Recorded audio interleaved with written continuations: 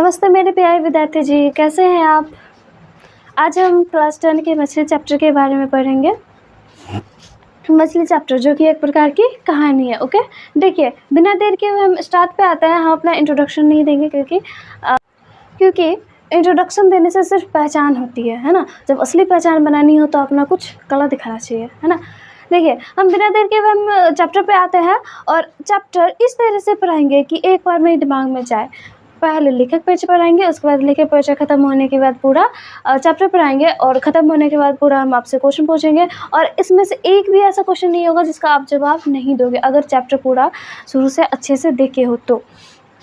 चलिए, अगर कोई बच्चा अभी ये पहली बार पढ़ रहा है तो उसके दिमाग में एकदम डायरेक्ट जाएगा क्योंकि उसका दिमाग अभी फ्रेश होगा। एक बार भी यही चैप्टर नहीं पढ़ा है तो पहली बार जब पढ़ेगा वो मेरे तो डायरेक्ट उसके दिमाग में जाएगा। और मैं इस चैप्टर को ऐसे पढ़ाऊँगी कि आप इसका सब्जेक्टिव हो या ऑब्जेक्टिव हो यूँ जवाब दोगे, है ना। कोई भी क्वेश्चन आपसे छूटने वाला नहीं है। तो चलिए हम बिना देर के हुए स्टार्ट करते हैं। क्लास 10 के मछली चैप्टर के बारे में पढ़ना है हमें।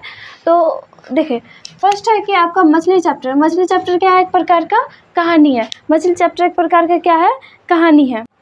मछली चैप्टर एक प्रकार का क्या है, कहानी है, जिसके लेखक है हमारे विनोद कुमार शुक्ल। इनके लेखक का क्या नाम है, यानी मछली चैप्टर के लेखक का क्या नाम है, वो विनोद कुमार शुक्ल, जिनका जन्म हुआ था। देखो, मछली चैप्टर के लेखक का नाम है हमारे विनोद कुमार शुक्ल। ओके, और मछली चैप्टर के लेखक जो विनोद कुमार शुक्ल, उनका जन्म कब हुआ था, तो 1 जनवरी 1937 में। जन्म कब हुआ था, 1 जनवरी 1937 में। कहाँ, तो राजनांदगांव, छत्तीसगढ़ में। देखो आप टेंशन ना लो, ठीक है, हम बताएंगे भी और फिर याद करने का ट्रिक भी बताएंगे कि आप किस ट्रिक से आप इसको याद रख सकते हैं। ओके, देखो हम क्या बताएं कि मछली चैप्टर एक प्रकार की क्या है, कहानी है। इसके लेखक विनोद कुमार शुक्ल है। इनका जन्म हुआ था 1 जनवरी 1937 और कहाँ, राजनांदगांव, छत्तीसगढ़ में। ओके, अब देखो बिना देर के हुए हम ट्रिक पे आते हैं। ट्रिक ये है कि आप गांव घर में सुने होंगे कि कुम्हाड़े लोग मछली खाते हैं। क्या करते हैं, कुम्हाड़े लोग मछली खाते हैं। देखो आपके पूरे चैप्टर में कुमार नाम से एक ही लेखक का नाम है, वो क्या है, विनोद कुमार शुक्ल। मैं क्या बोली, कुम्हारे लोग मछली खाते हैं। ये चीज़ देखो, मैं ये कोई फैक्ट्स नहीं है, हम याद करने का एक कहानी बता रहे हैं कि कुम्हारे लोग मछली खाते हैं। ये कोई भी रियल बात नहीं है, आप सिर्फ इसको याद रख सकते हैं ट्रिक से। कुम्हारे लोग मछली खाते हैं और पूरे चैप्टर में कुमार नाम से एक ही लेखक है, वो कौन है, विनोद कुमार शुक्ल। तो कुम्हारे लोग मछली खाते हैं, ये चीज़ कहानी में ही अच्छी लगती है, इसलिए कुम्हारे से विनोद कुमार शुक्ल। और क्या खाते हैं, मछली खाते हैं, यानी मछली चैप्टर के लेखक क्या है, विनोद कुमार शुक्ल। मछली चैप्टर के लेखक कौन है, विनोद कुमार शुक्ल। और ये चीज़ किसमें अच्छी लगती है, तो सिर्फ कहानी में ही अच्छी लगती है, इसलिए मछली कहानी एक प्रकार की इसलिए मछली पाठ एक प्रकार की कहानी है। मैं क्या बोली, कुम्हारे लोग मछली खाते हैं तो मछली खाते हैं, मतलब मछली चैप्टर के लेखक कुम्हारे लोग खाते हैं, इसलिए विनोद कुमार शुक्ल। और ये चीज़ केवल कहानी में ही अच्छी लगती है, इसलिए मछली चैप्टर क्या है, एक प्रकार की कहानी है। जिस टाइम ये चैप्टर लिखा गया था उस टाइम मछली कितने रुपए थी, 37 रुपये। देखिए मैं आपको ट्रिक बता रही हूँ याद रखने का, तो आप ध्यान से सुनिए। मैं क्या बोली, जिस टाइम ये चैप्टर लिखा गया था, मछली चैप्टर, उस टाइम मछली कितने रुपए थी, 37 रुपये। कितने रुपए थी बुआ, 37 रुपये। जिस टाइम मछली चैप्टर लिखा गया था उस टाइम मछली 37 रुपये थी और मछली लेने के लिए हमें राजनांदगांव जाना पड़ता था और राजनांदगांव जाने के लिए ऑटो किराया कितना पड़ता था, 36 रुपये। मैं क्या बोली, जिस टाइम ये चैप्टर लिखा गया था उस टाइम 37 रुपये मछली थी और मछली लेने के लिए राजनांदगांव जाना पड़ता था और राजनांदगांव जाने के लिए हमें ऑटो किराया कितना देना पड़ता था, 36 रुपये। देखिए ये कोई सच बात नहीं है, हम आपको ट्रिक बता रहे हैं याद करने के लिए। तो ये जो निकलता है ना कि मछली कितने रुपए थी, 37 रुपये, यानी उनका जन्म कब हुआ था, 1937, 1 जनवरी 1937। ओके, अब मछली लेने के लिए हमें कहाँ जाना पड़ता था, राजनांदगांव, और जाने के लिए कितना भाड़ा पड़ता था, ऑटो किराया कितना पड़ता था, 36 रुपये। ओके, तो यहीं से निकलता है कि उनका जन्म हुआ था 1937 में और कहाँ हुआ था, तो राजनांदगांव, 36 रुपये से छत्तीसगढ़ में, यानी राजनांदगांव 36 रुपये से छत्तीसगढ़ में। राजनांदगांव छत्तीसगढ़ में जन्म हुआ था 1 जनवरी 1937 में। लेखक का क्या नाम था, विनोद कुमार शुक्ल। और वो कौन सा चैप्टर लिखे, मछली एक प्रकार की क्या है, कहानी है। कोई दिक्कत, देखिए अब हम आगे बढ़ते हैं। विनोद कुमार शुक्ल जो है इंदिरा गांधी कृषि विश्वविद्यालय में एसोसिएट प्रोफेसर रहे। विनोद कुमार शुक्ल इंदिरा गांधी कृषि विश्वविद्यालय में क्या रहे? Associate professor. विनोद कुमार शुक्ल इंदिरा गांधी कृषि विश्वविद्यालय में एसोसिएट प्रोफेसर रहे। देखिए हम एक ही बात को इतनी बार रिपीट कर रहे हैं कि आपको क्लास में ही याद हो जाए। और हाँ, आप ध्यान रखिए इतना कि क्लास में ही याद हो जाए, कोई इधर उधर नहीं करना है, फोकस लगा के हमें सुनना है। और देखिए जब मेरी सारी लेक्चर सुनेंगे आप ना, तो आपको क्लास में हर चीज़ याद हो जाएगा। और इसमें ऐसा एक भी नहीं ऑब्जेक्टिव क्वेश्चन होगा, नहीं सब्जेक्टिव क्वेश्चन होगा जो आपसे छूट जाएगा। आप यूँ जवाब दोगे सारे क्वेश्चन का, है ना। देखिए हम आगे बढ़ते हैं। आगे क्या है? निराला सृजन पीठ में अतिथि साहित्यकार रहे 2 वर्ष तक। यानी विनोद कुमार शुक्ल निराला सृजन पीठ में अतिथि साहित्यकार के रूप में रहे। विनोद कुमार शुक्ल निराला सृजन पीठ में अतिथि साहित्यकार के रूप में रहे। और कितने वर्ष रहे? तो 2 साल रहे। और 2 साल कब से कब तक रहे? तो 1994 से 1996 तक। ठीक है, 1994 से 1996 तक 2 वर्ष रहे निराला सृजन पीठ में अतिथि साहित्यकार के रूप में। और ये इंदिरा गांधी कृषि विश्वविद्यालय में किस रूप में रहे?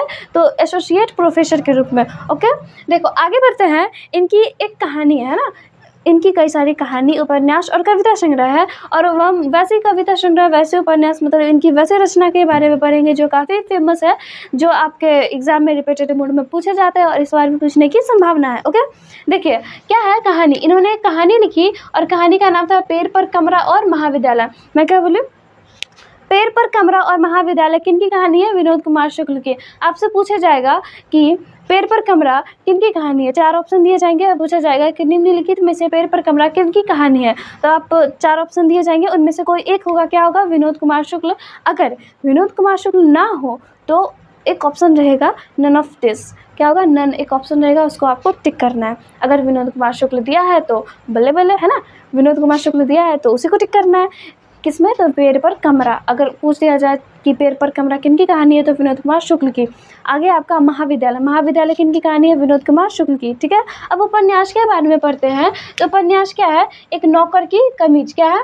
नौकर की कमीज। उपन्यास क्या है? नौकर की कमीज। और दूसरा हो गया आपका दीवार में एक खिड़की रहती थी। नौकर की कमीज और दीवार में एक खिड़की रहती थी, ये किनका उपन्यास है? तो विनोद कुमार शुक्ल का। आपसे पूछा जाएगा कि नौकर की कमीज किनकी उपन्यास है? तो विनोद कुमार शुक्ल की। ओके, आगे है कि दीवार में एक खिड़की रहती थी। मैं क्या बोली? दीवार में एक खिड़की रहती थी, ये किनकी है? तो विनोद कुमार शुक्ल की।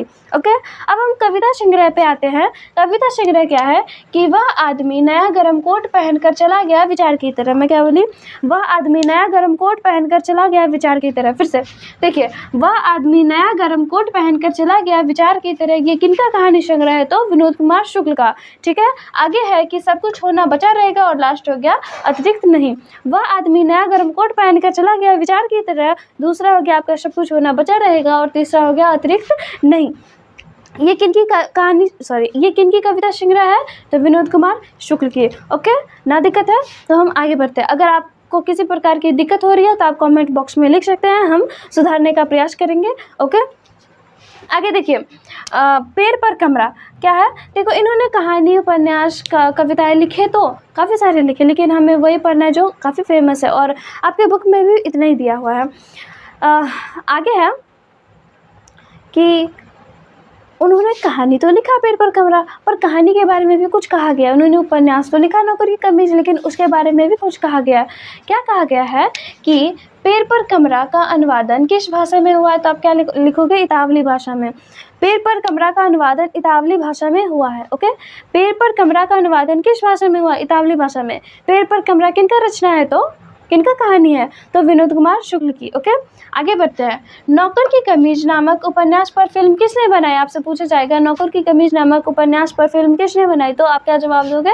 मनी कौल ने। मनी कौल ने विनोद कुमार शुक्ल की किस रचना पर फिल्म बनाई? तो नौकर की कमीज पर। नौकर की कमीज एक प्रकार के उपन्यास है जिसके रचनाकार है विनोद कुमार शुक्ल, और इस रचना पे यानी इस उपन्यास पे, नौकर की कमीज पे फिल्म किसने बनाई? तो विनोद कुमार शुक्ल के इस उपन्यास नौकर की कमीज पे फिल्म किसने बनाई? तो मनी कौल ने। किसने बनाई? मनी कौल ने। देखो मैं एक ही बात को इतना बार रिपीट कर रही हूँ, मेरे हिसाब से आपको क्लास में ही याद हो जाने चाहिए, और आप इतना भी कोशिश करिए कि हमें क्लास में ही याद हो जाए। ओके, कोई मर्जी नहीं है, मैं एक एक पॉइंट बता रही हूँ और आपको एक एक पॉइंट याद रखने होंगे।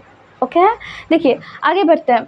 आगे क्या है आपका पेशा। देखिए हम पेशा वहाँ पे लिखना भूल गए थे, इसलिए मैं आगे लिख दे रही हूँ पेशा। पेशा यानी पेशा मतलब क्या होता है कि विनोद कुमार शुक्ल की पेशा के बारे में बात की गई कि विनोद कुमार शुक्ल क्या करते थे, काम क्या करते थे। तो विनोद कुमार शुक्ल क्या थे, एक प्रकार के प्रधानाध्यापक थे। क्या थे बुआ, प्रधानाध्यापक। विनोद कुमार शुक्ल की पेशा क्या थी, प्रधानाध्यापक थे। यानी विनोद कुमार शुक्ल कौन सा काम करते थे, तो प्रधानाध्यापक का काम करते थे। ओके देखिए आगे बढ़ते हैं कि इनका पहला कविता संग्रह क्या था, जय हिंद, लगभग जय हिंद। विनोद कुमार शुक्ल का पहला कविता संग्रह क्या था। आपसे पूछा जाएगा कि विनोद कुमार शुक्ल का पहला कविता संग्रह कौन सा था, तो आप क्या जवाब दोगे। आपसे पूछा जाएगा कि विनोद कुमार शुक्ल का पहला कविता संग्रह क्या था, तो आप क्या जवाब दोगे कि लगभग जय हिंद। क्या जवाब दोगे, लगभग जय हिंद, जो कब प्रकाशित हुआ 1971 में। विनोद कुमार शुक्ल का पहला कविता संग्रह था लगभग जय हिंद, जो 1971 में प्रकाशित हुआ। ओके आगे देखते हैं पुरस्कार के बारे में। ओके विनोद कुमार शुक्ल के पुरस्कार के बारे में देखते हैं कि विनोद कुमार शुक्ल को कौन कौन से पुरस्कार मिले, कौन कौन से पुरस्कार मिले उनके बारे में हम देखते हैं। तो फर्स्ट आता है आपका रघुवीर सहाय स्मृति पुरस्कार। मैं क्या बोली, रघुवीर सहाय स्मृति पुरस्कार। विनोद कुमार शुक्ल को रघुवीर सहाय स्मृति पुरस्कार कब मिले, तो 1992 में। रघुवीर सहाय स्मृति पुरस्कार विनोद कुमार शुक्ल को रघुवीर सहाय स्मृति पुरस्कार कब मिले, तो 1992 में। कब मिले, 1992 में। रघुवीर सहाय स्मृति पुरस्कार कब मिले, 1992 में। ठीक है आगे बढ़ते हैं कि दयावती मोदी कवि शेखर सम्मान। क्या मैं बोली, दयावती मोदी कवि शेखर सम्मान कब मिले, 1997 में। विनोद कुमार शुक्ल को दयावती मोदी कवि शेखर सम्मान कब मिले, 1997 में। ओके आगे बढ़ते हैं साहित्य अकादमी पुरस्कार। साहित्य अकादमी पुरस्कार के बारे में आप देख लो कि विनोद कुमार शुक्ल को साहित्य अकादमी पुरस्कार कब मिले थे, 1999 में। विनोद कुमार शुक्ल को साहित्य अकादमी पुरस्कार कब मिले थे, 1999 में। देखिए बुक में विनोद कुमार शुक्ल के साहित्य अकादमी पुरस्कार के बारे में हर जगह कई चीज़ रहते हैं। मैं 2 चीज़ देखी हूँ, एक जगह देखी 1990 और कई सारी जगह देखी 1999। देखो मैं बुक में देखी तो 1990 दे रखा था, और कहीं भी आप सर्च कर लो तो 1999 बताएंगे। बुक में देखिए 1990 दे रखा था, कहीं भी आप सर्च कर लो 1999 बताएंगे। मेरे हिसाब से मैं एक ही जगह 1990 देखी हूँ, एक ही 2 जगह 1990 देखी हूँ। बाकी बार जितनी भी जगह देखी हूँ कहीं भी सर्च करके देखी, मैं काफ़ी सारा प्रयास की कि क्या सही है। मैं भी कन्फ्यूजन में थी 1990 होगा या 1999 होगा। तो इसके बात की पुष्टि के लिए मैं बहुत जगह सर्च भी की कब हुई थी, मतलब विनोद कुमार शुक्ल को साहित्य अकादमी पुरस्कार कब दिया गया था। हर जगह मुझे मिला 1999, सिर्फ बुक में ही मिला 1990, यानी ये 10th के बुक में ही सिर्फ 1990 मिला। और मैं हर जगह सर्च करके देखी तो 1999 मिला, इसलिए मुझे लगा जो बुक में थोड़ा सा मिसप्रिंट होगा, इसलिए 1999 की जगह 1990 दे दिया गया। और यहाँ भी है कि जब दयावती मोदी कवि शेखर सम्मान 1997 में दिया गया, तो साहित्य अकादमी पुरस्कार 1990 में कैसे दिया जा सकता है, 1999 ही होगा, है ना। तो बुक में मिसप्रिंट होगा, इसलिए मैं 1999 बता दी। तो मैं क्या बोली, विनोद कुमार शुक्ल को साहित्य अकादमी पुरस्कार कब दिया गया, 1999 में। ओके आपका लास्ट क्वेश्चन बच गया। लास्ट क्वेश्चन क्या है कि मछली नामक कहानी जो है कहाँ से लिया गया, तो आप क्या लिखोगे, मछली नामक कहानी विनोद कुमार शुक्ल के एक कहानी संग्रह है, काफ़ी फेमस है, महाविद्यालय। वो क्या है, महाविद्यालय। मैं पहले भी बता चुकी हूँ, महाविद्यालय एक प्रकार की कहानी है विनोद कुमार शुक्ल की, तो वहीं से ली गई है मछली कहानी। मछली कहानी कहाँ से ली गई है, तो विनोद कुमार शुक्ल के एक फेमस कहानी है महाविद्यालय, वहीं से मछली कहानी ली गई है। ओके आपसे बिहार बोर्ड में ऐसे क्वेश्चन पूछे जा सकते हैं कि मछली कहानी कहाँ से ली गई है, तो महाविद्यालय से। कहाँ से, महाविद्यालय से। देखिए यहाँ पे हमारा पूरा लेखक परिचय खलास होता है, पूरी तरह से ख़त्म होता है। लेखक परिचय यहाँ पे पूरी तरह से ख़त्म होता है। और अब हम आगे बढ़ेंगे, फुल स्टोरी के बारे में जानते हैं कि इस चैप्टर मतलब मछली चैप्टर में क्या क्या है। पूरा स्टोरी के बारे में हम जानते हैं कि कहाँ से क्या दिया गया है। तो बिना देर किए हुए हम स्टोरी पे आते हैं। अगर आपको क्लास अच्छी लग रही है तो आप लाइक करें, सब्सक्राइब करें और प्लीज़ शेयर करें इस क्लास को। ओके बिना देर किए हुए हम स्टोरी पे आते हैं, मछली चैप्टर के बारे में पढ़ते हैं। देखो मछली चैप्टर क्या एक प्रकार की कहानी है। मछली चैप्टर क्या एक प्रकार की कहानी है। मछली क्या है? एक प्रकार की कहानी है। देखो, खाने वाला मछली नहीं, यहाँ पढ़ने के लिए एक चैप्टर का नाम है मछली, ठीक है। मछली चैप्टर एक प्रकार की कहानी है। उसके लेखक है हमारा विनोद कुमार शुक्ल। मछली चैप्टर के लेखक कौन है? विनोद कुमार शुक्ल, जिनका जन्म हुआ था 1 जनवरी 1937 में। देखिए, हम लेखक परिचय के बारे में ज़्यादा चर्चा नहीं करेंगे, क्योंकि हम पहले ही आपको फुल डिटेल में लेखक परिचय बता दिए, ओके। देखिए, हम चैप्टर के बारे में पढ़ते हैं। तो ये चैप्टर में, इस चैप्टर में लेखक ने किसके बारे में चर्चा किया गया? तो किस पे प्रकाश डाला है? तो अपने बचपन की स्मृति पे। इस चैप्टर में लेखक ने अपने बचपन की स्मृति के बारे में बताया है, मतलब बचपन में वो क्या क्या करते थे, क्या क्या होता था उनके साथ, वो सभी बताया है, ठीक है। उसके बाद आता है मध्य वर्गीय परिवार, है ना। इस चैप्टर में लेखक ने यानी विनोद कुमार शुक्ल ने इस मछली चैप्टर में किस परिवार की चर्चा की है? तो मध्य वर्गीय परिवार की। किस परिवार की? मध्य वर्गीय परिवार की, ओके। देखिए, चैप्टर स्टार्ट करने से पहले हम आपसे एक क्वेश्चन पूछना चाहते हैं। क्वेश्चन ये है कि क्या आप कभी अपने पापा के साथ पिताजी के साथ मार्केट गए हैं, बाजार गए कुछ सामान खरीदने? हाँ, बोलिए। अगर गए हैं तो हाँ बोलिए, अगर ना गए हैं तो ना बोलिए, ओके। आप अपना जवाब कमेंट बॉक्स में दीजिएगा। इस चैप्टर में 6 कैरेक्टर, कितने कैरेक्टर? 6 कैरेक्टर है, मतलब 6 लोग हैं। उसी 6 पे पूरा चैप्टर खलास हो जाने वाला है। कौन कौन है हम देखते हैं। पहला देखो, एक खुद लेखक है विनोद कुमार शुक्ल, और उनके छोटे भाई का क्या नाम था? वो शंतु। लेखक के छोटे भाई का क्या नाम है? शंतु। उसके बाद इन 2 हो गए, अब 4 बचे, तो 4 में कौन कौन है? तो वो हो गए उनके पापा, उनकी माँ, उनकी दीदी और उनके नौकर का क्या नाम था? भग्गू। देखो, 6 कैरेक्टर कौन कौन से है? एक लेखक है खुद विनोद कुमार शुक्ल, लेखक, और दूसरे हो गए उनके छोटे भाई, जिनका नाम दिया गया है यहाँ पे, क्या दिया गया है? शंतु। क्या दिया गया है? शंतु। उसके बाद आते हैं इनके पापा, इनकी माँ, इनकी दीदी। देखो, इन तीनों का नाम यहाँ पे नहीं दिया गया है, ओके। और लास्ट में आता है भग्गू। भग्गू कौन था? आपसे पूछा जाएगा कि भग्गू कौन था, तो घर का नौकर था। कौन था? घर का नौकर। देखिए, अब हम चैप्टर स्टार्ट करते हैं। इस चैप्टर में सबसे पहले क्या होता है कि लेखक और उनके छोटे भाई संतु अपने पिताजी के साथ मार्केट जाते हैं। कहाँ जाते हैं? मार्केट जाते हैं, बाजार जाते हैं। वहाँ इस चैप्टर के सारे कैरेक्टर के बारे में जान गए। पहला कौन थे? लेखक विनोद कुमार शुक्ल, खुद लेखक विनोद कुमार शुक्ल, उनके छोटे भाई शंतु, उनके पापा, उनकी माँ और उनके दीदी। इन तीनों का नाम यहाँ पे नहीं दिया गया है, उनके माँ, पापा, दीदी का नाम नहीं दिया गया है। और लास्ट में आ जाता है आपका भग्गू। कौन है? भग्गू कौन था? आपसे पूछा जाएगा भग्गू कौन था, तो भग्गू घर का नौकर था। कौन था? भग्गू घर का नौकर था। देखो, इस चैप्टर में लेखक किसके बारे में चर्चा किया है, मतलब इस चैप्टर में लेखक किस पे प्रकाश डाला है? तो अपने बचपन की स्मृति पे। किस पे? अपने बचपन की स्मृति पे। लेखक इस चैप्टर में अपने बचपन की स्मृति पे प्रकाश डाला है, ओके। मतलब वो बचपन में क्या क्या करते थे, उनके साथ क्या क्या होता था, उनके बारे में बताया गया है। अब देखो, इस चैप्टर में लेखक एक मध्यवर्गीय परिवार से थे, अर्थात तो वो अपने बारे में बताते हैं लेखक, वो एक मध्यवर्गीय परिवार से थे। और इस चैप्टर में मध्यवर्गीय परिवार के बारे में ही चर्चा किया गया है कि उनके साथ क्या होता है, नहीं होता है। चलिए आगे बढ़ते हैं। आगे क्या है कि लेखक और उनके छोटे भाई, क्या है? लेखक और उनके छोटे भाई अपने पिताजी के साथ, लेखक और उनके छोटे भाई अपने पिताजी के साथ मार्केट जाते हैं, यानी बाजार जाते हैं। वहाँ से उनके पिताजी उनको मछली खरीद के दे देते हैं और बोलते हैं आप घर जाओ, यानी तुम घर जाओ और हम आते हैं पीछे से कुछ देर में। तो उनके छोटे भाई यानी लेखक और उनके छोटे भाई संतु मछली को एक झोले में रखते हैं, एक थैला में रखते हैं और वो घर की ओर निकल पड़ते हैं। देखो, जब दोनों भाई मतलब लेखक और उनके छोटे भाई शंतु मछली को लेकर एक झोले में रख लिए थे और वो अपने बाहों में रख के, मतलब अपने बाहों में छुपा के मछली को घर की ओर चल पड़े। रास्ते में वर्षा पकड़ लेती है, मतलब वर्षा पड़ने लग जाती है, दोनों भीगने लग जाते हैं, इसलिए वो छोटी गली में घुस जाते हैं, यानी पतली सी गली में घुस जाते हैं। देखिए, यहाँ पे आपसे क्वेश्चन पूछा जाएगा कि लेखक और उनके छोटे भाई शंतु पतली गली में क्यों घुस गए? लेखक और उनके छोटे भाई शंतु पतली गली में क्यों घुस गए? तो आप क्या जवाब दोगे?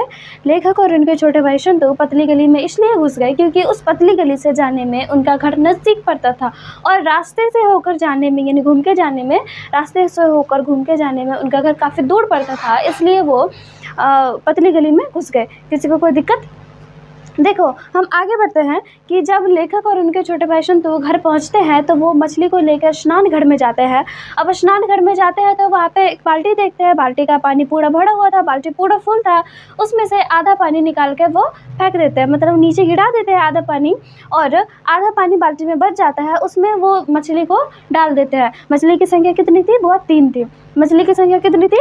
3 थी। देखो 3 मछली थी, उसमें से जैसे तीनों को पानी में डाला गया, यानी आधे बाल्टी में डाला गया, तो उन तीनों मछली में से 2 मछली ऐसी हुई कि वो तैरने लगी, यानी वो छटपटाने लगी, तैरने लगी। और एक मछली थोड़ी सी भी कोई रिएक्शन नहीं दे रही थी। एक मछली जो थी वो नहीं तैर रही थी, ना ही कोई छटपटाहट थी उसमें, नहीं वो तैर रही थी। जब दोनों स्नान घर में मछली को बाल्टी में डालते हैं तो उसमें से 2 मछली तैरने लग जाती है और एक मछली नहीं तैरती है। तो वहाँ पे संतु की एक अभिलाषा जगती है। संतु यानी लेखक का छोटा भाई, उनका एक अभिलाषा जगता है कि इसमें से एक मछली को हम निकाल के कुएं में डालेंगे, और कुएं में डालेंगे फिर वहाँ से, मतलब कुएं में डालेंगे, और कभी कभी जब मन करे तो वो कुएं में से निकाल के खेलेंगे, फिर कुएं में डाल देंगे। देखो इसके पीछे कोई लॉजिक मत खोजो, बुक में ऐसा दिया है तो मैं बताती हूँ। और संतु जो थे उस टाइम काफ़ी छोटे थे, बच्चे थे, इसलिए उनके अंदर ज़्यादा समझ नहीं थी, इसलिए वो ऐसा बोलते हैं कि वो मछली को कुएं में डालेंगे और फिर कुएं में से निकाल के खेलेंगे, फिर उसी में डाल देंगे, ऐसे करेंगे।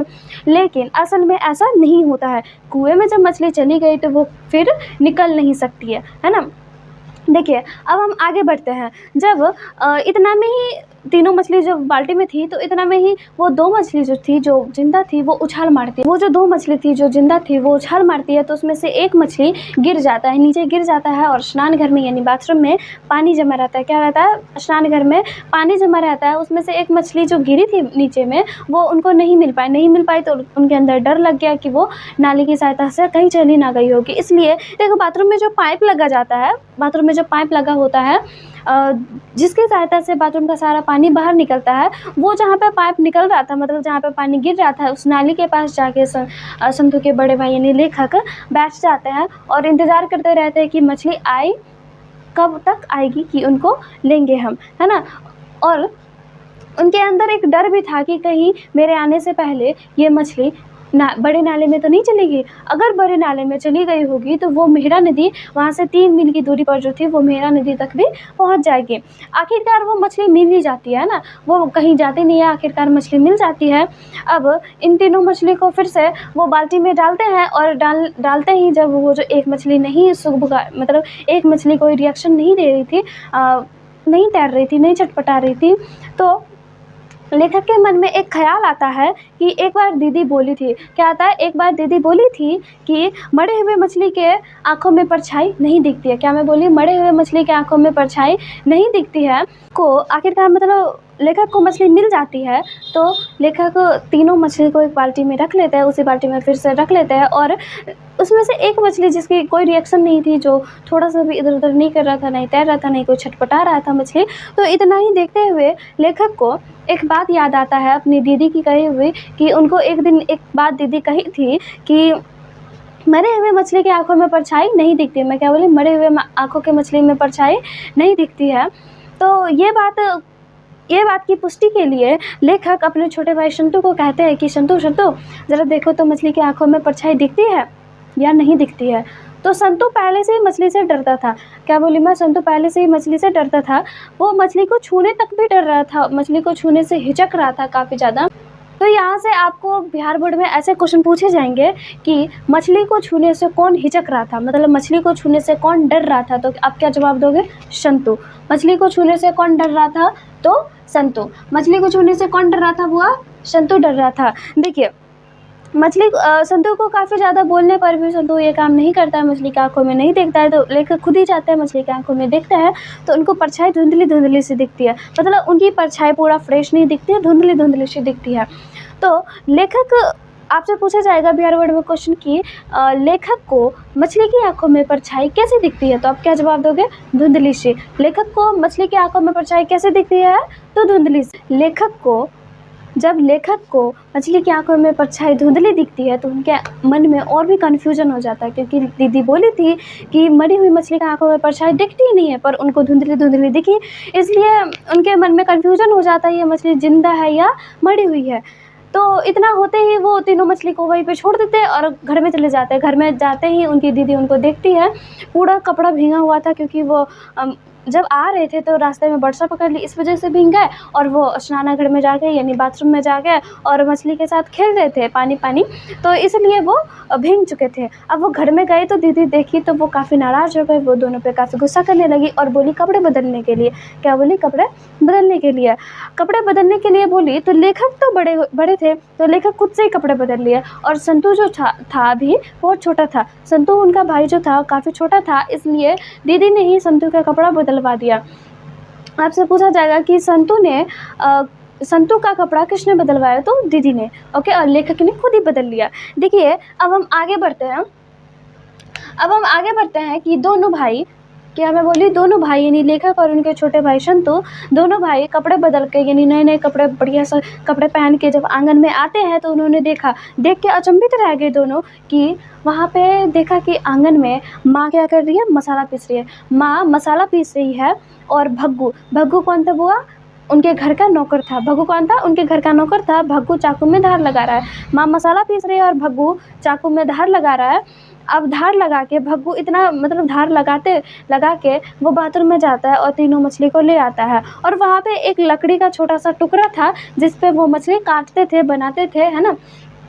फिर वो भग्गू मछली को लाकर तीनों मछली को वहाँ पे रखता है और उसमें से एक जिंदा मछली को उठाता है और उसको काफ़ी ज़्यादा बार पटकता है। उस लकड़ी के टुकड़े पे 2-4 पटकारा अच्छा खासा देता है। फिर वो मछली अधमड़ी सी हो जाती है। जब भग्गू जो है मछली को, एक जिंदा मछली को उठा के 2-4 पटकारा दिया, बढ़िया से अच्छा से उसको 2-4 पटकारा दिया, मछली अधमड़ी सी हो गई, लगभग 90% तो मरी गई थी, फिर भी थोड़ा बहुत छटपटा रही थी। और यहाँ पे इस मोमेंट को देख के संतू के मन में थोड़ी सी दया आ गई, वो और वहाँ से एक मछली को उठा के वो कुएं में डालने के चला गया। अब आप बताइए कि वहाँ पे एक जिंदा मछली को भग्गू ने उठा के बाजारा बढ़िया से उठा के पटकारा, 2-4 पटकारा दिया, वो मरी गई, थोड़ी बहुत छटपटा रही थी। और नीचे में जो एक और मछली रखा था, दूसरी मछली, वो छटपटा रही थी, है ना। और एक मछली को लेके संतू भाग गया था। एक मछली को लेके कौन भाग गया था? संतू। अब आप बताइए कि संतू कौन सी मछली को लेके भागा था? मरी थी या जिंदा थी? आप कमेंट बॉक्स में उत्तर दें। ओके, देखिए अब हम आगे बढ़ते हैं। जब संतू इस मछली को लेकर भाग गया तो भग्गू के मन में डर था कि मालिक आएंगे यानी इनके पापा आएंगे तो काफ़ी डांटेंगे, इसलिए वो भग्गू जो है संतू के पीछे पीछे भाग गया मछली छीनने के लिए। अब जैसे ही इतने में ही पिताजी आ जाते हैं और नरेंद्र के बारे में बोलते हैं। इतने में पिताजी आ जाते हैं और भग्गू को नरेंद्र के बारे में बोलते हैं कि भग्गू, नरेंद्र आए तो उसका हाथ पैर तोड़ देना। क्या बोलते हैं? कि भग्गू, नरेंद्र आए तो उसका हाथ पैर तोड़। भग्गू संतू के पीछे पीछे मछली लेने के लिए भाग पड़ता है। भग्गू संतू के पीछे पीछे मछली लेने के लिए भाग पड़ता है और वहाँ जब संतू कुएं के पास पहुँचने ही वाला था, लगभग पहुँच ही गया था, वो अभी तक डाला नहीं था कुएं में मछली, तो वहाँ पे भग्गू पहुँच जाता है, तुरंत उसके हाथों से मछली छीनने लग जाता है। वो मछली छीनने के चक्कर में दोनों कीचड़ में पूरे लोटपोट हो गए, पूरे शरीर में कीचड़ लगे थे। अब इतने में ही लेखक घर में जाते हैं, रूम में जाते हैं, तो वो दीदी को देखते हैं, वो सिसकियाँ ले रही थी, है ना, रो रही थी, छटपटा रही थी। वो बाहर में मछली को, आंगन में मछली को देखते छटपटाते हुए और घर में दीदी को देखते। वो दीदी का कंपेयर मछली से कर रहे थे। देखो यहाँ से आपसे क्वेश्चन पूछा जाएगा कि दीदी किसकी तरह छटपटा रही थी? तो मछली की तरह। जिस तरह दीदी घर में छटपटा रही थी, सिसकियाँ ले रही थी, रो रही थी, ठीक उसी प्रकार आंगन में मछलियाँ छटपटा रही थी। ठीक है। आखिरकार संतू मछली लेके कुआं तक पहुंचता है, वो डाल नहीं पाता मछली को कुएं में और भग्गू उसके हाथों से छीनने के लिए दोनों लड़ पड़ते हैं छीनने के लिए और आखिरकार भग्गू जो है उसके हाथों से छीन ही लेता है मछली। वो छीनने के चक्कर में पूरे कीचड़ में लोटपोट हो गए, पूरा शरीर में कीचड़ लग गया था। अब वो छीन लेता है मछली और वो घर लौटता है यहाँ काटने के लिए। इतने में ही उनके पिताजी आ जाते हैं। कौन आ जाते हैं? इतने में ही उनके पिताजी आ जाते हैं और काफ़ी गुस्से में आते हैं और बोलते हैं कि भग्गू, नरेंद्र आए तो उसको हाथ पैर तोड़ देना, नरेंद्र आए तो उसका हाथ पैर तोड़ देना। अब आप बताइए, हम तो 6 कैरेक्टर के बारे में ही बोल रहे थे। हम तो बोले थे 6 कैरेक्टर में ही पूरा चैप्टर खलास हो जाएगा, पूरा चैप्टर ख़त्म हो जाएगा, पर यहाँ तो 7वां भी आ गया। वो कौन था? नरेंद्र। कौन था बाबू? नरेंद्र था। अब देखो नरेंद्र कौन था, अब आप बताइएगा नरेंद्र कौन था। देखिए, आप अगर पहली बार चैप्टर पढ़ रहे हैं तो खैर आपको पता नहीं होगा, अगर आप पढ़ चुके हैं एक बार तो शायद आपको पता हो, अगर ना पता हो तो आप यहाँ देखिए, मैं बताती हूँ नरेंद्र कौन था। देखो, कहीं कहीं पे बताया जाता है कि नरेंद्र दीदी का प्रेमी था। कौन था? दीदी का प्रेमी था। नरेंद्र दीदी का कौन था? प्रेमी था। देखो बच्चों, हम इस बात की पुष्टि नहीं करते हैं कि नरेंद्र दीदी का प्रेमी ही था, बुक में ऐसा कहीं भी नहीं लिखा गया है, लेकिन मैं कहीं कहीं पे दूसरे बुक में देखी हूँ कि लिखा हुआ नरेंद्र दीदी का प्रेमी था, इसलिए मैं बता दे रही हूँ। लेकिन इस बात की हम स्पष्ट पुष्टि नहीं कर रहे हैं कि नरेंद्र दीदी का प्रेमी ही था। अब भग्गू को पिताजी बोलते हैं नरेंद्र को पीटने के लिए, मतलब नरेंद्र आए तो उसका हाथ पैर तोड़ देने के लिए। क्यों बोलते हैं ऐसा? क्योंकि पिताजी तो जो थे नरेंद्र से नाराज़ थे, काफ़ी ज़्यादा गुस्से थे नरेंद्र पे। तो पिताजी नरेंद्र से काफ़ी नाराज़ थे, इसलिए वो भग्गू को बोलते हैं कि भग्गू नरेंद्र आए तो उसका हाथ पैर तोड़ देना। अब आपसे क्वेश्चन पूछा जाएगा कि भग्गू को किसने बोला नरेंद्र का हाथ पैर तोड़ने? तो पिताजी ने। पिताजी ने किसको बोला नरेंद्र का हाथ पैर तोड़ने? तो भग्गू को। पिताजी ने भग्गू को क्या बोला? तो नरेंद्र का हाथ पैर तोड़ने के लिए। क्यों? क्योंकि पिताजी नरेंद्र से नाराज़ थे। देखो, आपका लास्ट बच जाता है कि पूरे घर में मछली की गंध फैली हुई थी। पूरे घर में मछली की गंध फैली हुई थी। आपसे पूछा जाएगा कि पूरे घर में किसकी गंध फैली हुई थी? तो मछली की। पूरे घर में किसकी गंध फैली हुई थी? तो मछली की। देखो, यहाँ पे हमारा पूरा चैप्टर खलास हो जाता है। अब हम आपसे क्वेश्चन पूछते हैं और आप रैपिड फायर में उत्तर दीजिएगा, ठीक है? देखिए, आपका फर्स्ट क्वेश्चन चैप्टर से फर्स्ट क्वेश्चन है, उसके बाद हम लेखक परिचय के बारे में भी थोड़ा सा रिवाइज करवा देंगे। देखो, फर्स्ट क्वेश्चन है कि मछली चैप्टर क्या है? बताइए, मछली चैप्टर क्या है? मछली चैप्टर एक प्रकार की कहानी है। ये मछली चैप्टर कहाँ से लिया गया है? तो विनोद कुमार शुक्ल के एक रचना है, यानी एक कहानी है, बड़ी फेमस कहानी है, वो है महाविद्यालय। क्या है? महाविद्यालय। मछली चैप्टर महाविद्यालय नामक कहानी संग्रह से लिया गया है। अब मछली चैप्टर में पिताजी कितने मछली खरीदते हैं? तो 3 मछली। उसमें से कितना मछली जिंदा था? 2 मछली। और मरा कितना था? 1 मछली। देखिए, अब आपसे क्वेश्चन पूछा जाएगा कि मछली चैप्टर में किसकी स्मृति के बारे में चर्चा किया गया है? तो मछली चैप्टर में लेखक अपने बचपन की स्मृति के बारे में उजागर की है, मतलब अपने बचपन की स्मृति का चर्चा की है। अब देखिए, आपसे पूछा जाएगा कि मछली चैप्टर में किस परिवार के बारे में चर्चा किया गया है? तो मध्यवर्गीय परिवार। मछली चैप्टर में किस परिवार के बारे में चर्चा किया गया है? मध्यवर्गीय परिवार। अगला क्वेश्चन, मछली चैप्टर में संतू को आप जानते हैं ना, लेखक का छोटा भाई संतू और लेखक दोनों पतली गली में क्यों घुस गए थे? मछली चैप्टर में संतू और लेखक दोनों पतली गली में क्यों घुस गए थे? क्योंकि देखो, संतू और लेखक पतली गली में इसलिए घुस गए थे क्योंकि पतली गली से जाते हुए रास्ता काफ़ी, मतलब पतली गली से जाते हुए घर काफ़ी नज़दीक पड़ता था और रास्ते से जाते हुए घूम के जाते हुए घर काफ़ी दूर पड़ता था। देखो, लेखक और उनके छोटे भाई पतली गली में इसलिए घुस गए क्योंकि पतली गली से जाने पर घर काफ़ी नज़दीक पड़ता है और रास्ते से जाने में काफ़ी दूर पड़ता था घर, इसलिए वो पतली गली में घुस गए। ओके, आपसे पूछा जाएगा कि संतू और उनके छोटे भाई मछली लाने पर, मतलब मछली घर ले आते हैं तो वो डायरेक्ट कहाँ जाते हैं? तो बाथरूम में, जहाँ पे लोग नहाते हैं, स्नानागार में। ओके, कहाँ जाते हैं? स्नानागार में। स्नानागार में जाते ही वो क्या देखते हैं कि जब मछली को पानी में डाला जाता है तो वो क्या देखते हैं? कितनी मछली जिंदा है? 2 मछली। और मरी कितनी थी? 1 मछली। आपसे पूछा जाएगा कि जब मछली को वो स्नानागार में ले जाते हैं तो वो उनकी मन में क्या अभिलाषा जगी? मतलब लेखक और उनके छोटे भाई के मन में क्या अभिलाषा जगी?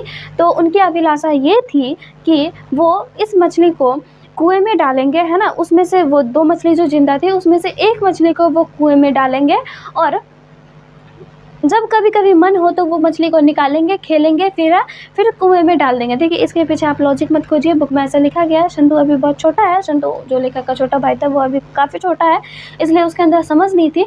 असल में ऐसा होता है कि अगर मछली कुएं में चली गई तो वो फिर दोबारा नहीं मिल सकती है, वो कुएं के रास्ते से काफ़ी कोई नदी तक भी पहुँच सकती है। अब देखो, आगे आपसे क्वेश्चन पूछा जाएगा कि उनके मन में क्या अभिलाषा जगी कि उस मछली को निकालेंगे, मतलब बाल्टी से लेके कुएं में डाल देंगे, मतलब जिंदा मछली को कुएं में डाल देंगे और निकालेंगे, कभी कभी खेलेंगे, फिर से उसे कुएं में डाल देंगे। ओके, देखिए आगे बढ़ते हैं। आगे क्या था कि दीदी किसकी तरह छटपटा रही थी? तो मछली की तरह। जिस तरह घर में दीदी छटपटा रही थी उसी तरह आंगन में मछली छटपटा रही थी। देखिए आपसे क्वेश्चन पूछा जाएगा कि माँ क्या पीस रही थी? मसाला। या फिर ऐसे पूछा जाएगा कि मसाला कौन पीस रहा था? तो माँ। चाकू में धार कौन लगा रहा था? भग्गू। मछली लेके कौन भाग गया था? संतू। मछली कौन सी मछली लेके भागा था? तो मैं उस टाइम बताई ना, एक जिंदा मछली को 2-4 पटकारा दिया, वो तो मर गई, और दूसरी जो वहाँ पे रखी थी वो छटपटा रही थी, तो लेके कौन भागा था? मड़ी मछली। किसको लेके भागा था? संतू किस मछली को लेके भागा था? तो मड़ी मछली को। कोई दिक्कत? ठीक है, हम आगे बढ़ते हैं। देखो आगे क्या है कि पिताजी नरेंद्र के बारे में क्या कहते हैं? पिताजी नरेंद्र के बारे में क्या कहते हैं और किससे कहते हैं? तो पिताजी नरेंद्र के बारे में कहते हैं कि नरेंद्र आए तो उसका हाथ पैर तोड़ देना। और किससे कहते हैं? भग्गू से। पिताजी भग्गू से कहते हैं कि भग्गू नरेंद्र आए तो उसका हाथ पैर तोड़ देना। क्यों कहते हैं? क्योंकि नरेंद्र से पिताजी काफ़ी नाराज़ थे। आगे आपसे पूछा जाए कि मछली की गंध पूरे घर में फैली हुई थी, ठीक है? तो यहाँ से क्वेश्चन बन सकता है कि पूरे घर में किसकी गंध फैली हुई थी? तो मछली की। पूरे घर में किसकी गंध फैली हुई थी? मछली की। यहाँ तक में किसी को दिक्कत? अगर ना दिक्कत हो तो फिर से हम लेखक परिचय के बारे में रिकॉल करवा देते हैं। देखो ऊपर से नीचे तक हम पूरा पढ़ते हैं। तो फर्स्ट क्वेश्चन आपका, मछली चैप्टर कहाँ से लिया गया है? महाविद्यालय से। मछली चैप्टर क्या है? कहानी है। मछली चैप्टर के लेखक कौन है? विनोद कुमार शुक्ल। उनके जन्म कब हुआ था? 1 जनवरी 1937 को। कहाँ हुआ था? तो राजनांदगांव छत्तीसगढ़ में। देखो इस ट्रिक को याद करने का हम ट्रिक बता दिए हैं, आप देख लीजिएगा। अगर ना याद हो तो फिर से देख लीजिएगा आप, ठीक है? हम फिर से अगर ट्रिक बताने लगे तो वो काफ़ी लंबा वीडियो चला जाएगा। ओके, अगला क्वेश्चन, विनोद कुमार शुक्ल कौन से विश्वविद्यालय में एसोसिएट प्रोफेसर रहे? तो इंदिरा गांधी कृषि विश्वविद्यालय में। कौन से विद्यालय में? इंदिरा गांधी कृषि विश्वविद्यालय में। ओके, विनोद कुमार शुक्ल निराला सृजन पीठ में अतिथि साहित्यकार के रूप में रहे। विनोद कुमार शुक्ल निराला सृजन पीठ में अतिथि साहित्यकार के रूप में रहे। और कब तक रहे? तो 2 साल तक रहे। कितने तक?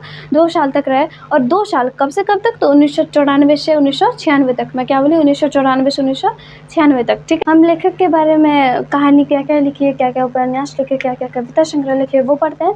देखो कहानी, उन्होंने कई सारे कहानी लिखी, जिसमें से 2 कहानी काफ़ी ज़्यादा फेमस है। वो आपके एग्जाम में रिपीटेड मोड में पूछे भी जाते हैं। तो उन्हीं 2 के बारे में पढ़ेंगे। बुक में भी वही 2 दे रखा है। और वो क्या है? पैर पर कमरा और महाविद्यालय। 2 कहानियाँ। कौन कौन सा? पैर पर कमरा और महाविद्यालय, ठीक है? उपन्यास है आपका, एक उपन्यास है नौकर की कमीज। ओके, अगला है लास्ट कविता कि वह आदमी गर्म कोट पहनकर चला गया, ठीक है? वह आदमी नया गर्म कोट पहनकर चला गया विचार की तरह। क्या था? वह आदमी नया गर्म कोट पहनकर चला गया विचार की तरह। अगला है सब कुछ होना बचा रहेगा। और लास्ट हो गया आपका अतिरिक्त नहीं। ओके, देखिए अब उन्होंने कहानी लिखे, उपन्यास लिखे, और उसके बारे में क्या कहा गया है तो देखते हैं। लेखक यानी विनोद कुमार शुक्ल, जो उनकी कहानी थी पैर पर कमरा, आपसे पूछा जाएगा कि पैर पर कमरा का अनुवादन किस भाषा में हुआ है? तो आप क्या जवाब दोगे? इतावली भाषा में। पैर पर कमरा का अनुवादन किस भाषा में हुआ है? इतावली भाषा में। और आपका हो गया नौकर की कमीज। नौकर की कमीज नामक उपन्यास पर फिल्म बनाई गई। और किसने बनाई? मनी कौल ने। नौकर की कमीज नामक उपन्यास पर फिल्म किसने बनाई? मनी कौल ने। ओके, तो यहाँ पर आपका चैप्टर ख़त्म होता है। लास्ट इन्फॉर्मेशन ये है कि अगर आपको वीडियो अच्छी लगी तो आप लाइक और सब्सक्राइब कीजिए। और प्लीज़ शेयर कीजिए। अगर आपको वीडियो अच्छी लगी हो तो आप शेयर कीजिए। और जो आपका मन करे, अच्छी लगी, बुरी लगी, हाँ ना, जो जवाब देना आप कमेंट बॉक्स में जवाब दीजिए। ओके, जय हिंद।